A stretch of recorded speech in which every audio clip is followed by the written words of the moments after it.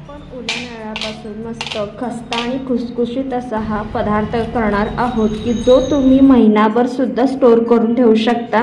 Recipe खूप साऱ्या टिप्सने सांगितलेली आहे, त्यामुळे स्किप न करता शेवटपर्यंत नक्की पहा। तर येथे मी 2 वाटी गव्हाचं पीठ घेतलेलं आहे। तर या वाटीने मी जशी आपली रोजची वाटी असते घरातील त्या वाटीने 2 वाटी घेतलेला आहे। त्याच वाटीने सगळे जिन्नस आपल्याला मोजून घ्यायचे आहेत।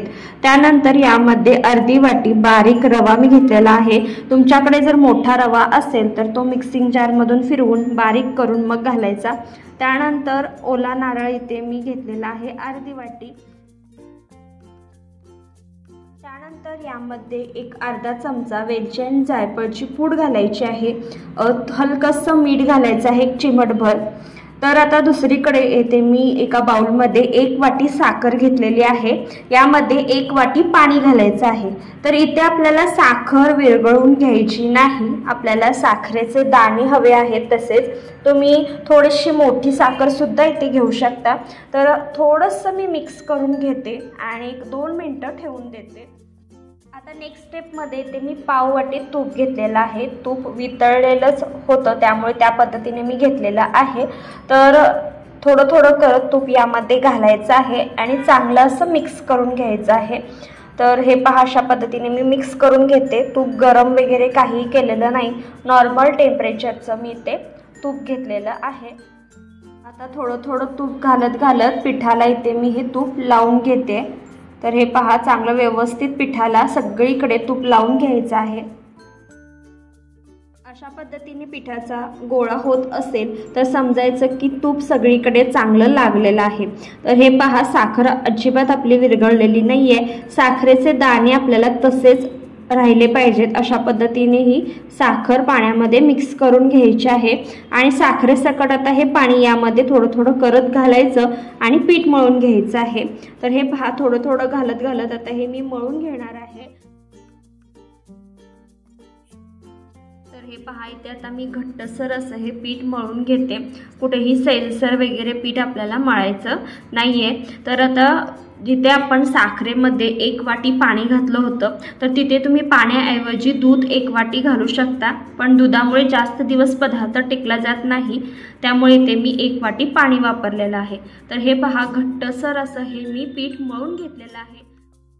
तर आता 2 मिनिटं हे मी साईडला ठेवून देते। त्याआधी पीठ चांगलं मळून घ्यायचं आणि 2 मिनिटं साईडला ठेवून द्यायचं आहे।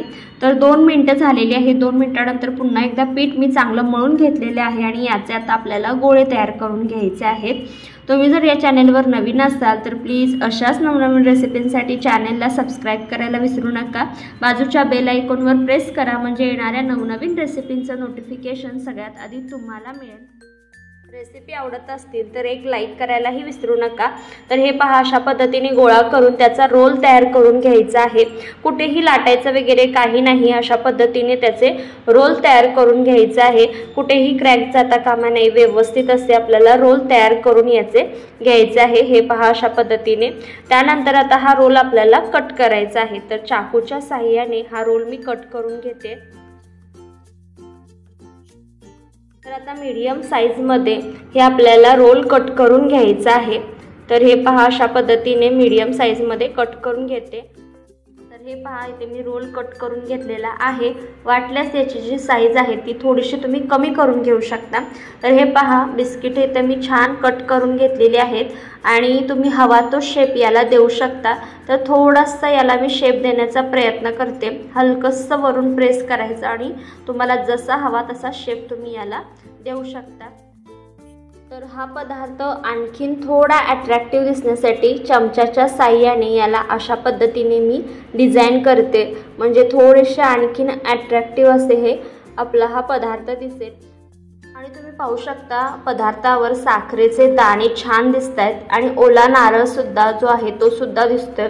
तर सगळे अशाच पद्धतीने हे मी तयार करून घेतलेले आहेत। आता ते तळून घ्यायचे आहेत।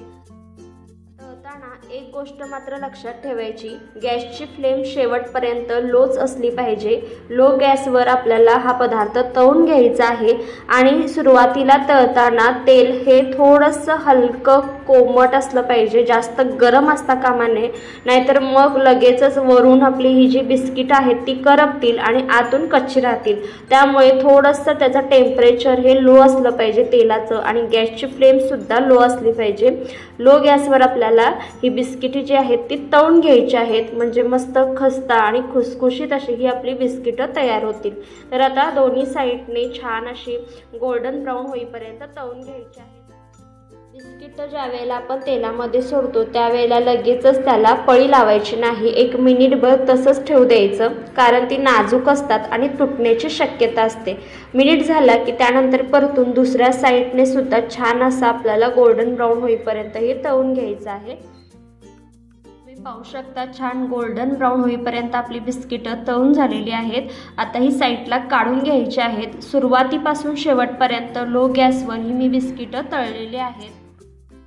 आता ही बिस्किटं लगेचच आपल्याला एका चाळणीवर ठेवायची आहेत, कारण यातून वाफ जात असते। जर आपण प्लेटमध्ये ठेवलं तर लगेचच मग ही बिस्किटं मऊ पडण्याची शक्यता असते।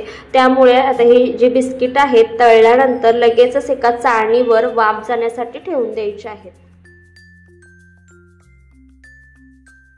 तुम्ही पाहू शकता किती सुंदर आपली बिस्किटं दिसतात, अगदी बाहेरून जशी आणतो ना मार्केटमधून त्या पद्धतीने दिसतात आणि मस्त खस्ता आणि खुसखुशीत अशी ही आपली बिस्किटं घरच्या साहित्यामध्ये तयार होतात आणि त्यामध्ये ओल्या नारळाचा पूर्णपणे असा फ्लेवर उतरलेला आहे। खूप छान बिस्किटं लागतात। तर ही रेसिपी तुम्ही नक्की ट्राय करून पहा, कशी वाटली कमेंट करून नक्की सांगा। जितक्या जास्त जमेल तितक्या जास्त नातेवाईकांना, फ्रेंड्सना व्हिडिओ आवर्जून शेअर करा।